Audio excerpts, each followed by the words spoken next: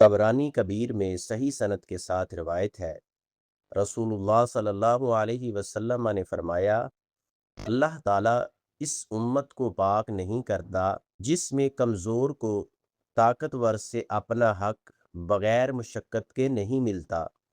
اس حدیث کا مفہوم یہ ہے، کسی بھی معاشرے کی اصل پاکیزگی اور عدل اسی وقت قائم ہوتا ہے جب کمزور اور مظلوم شخص کو اپنا حق حاصل کرنے کے لیے ذلت، خوف یا شدید جدوجہد کا سامنا نہ کرنا پڑے۔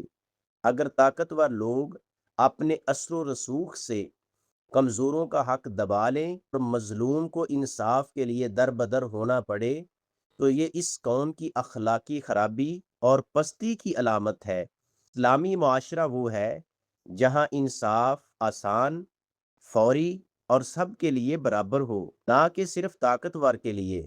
اگر کمزور کو اپنا حق لینے کے لیے سفارش، تعلق، رشوت یا لڑائی کی ضرورت پڑے تو یہ ظلم ہے۔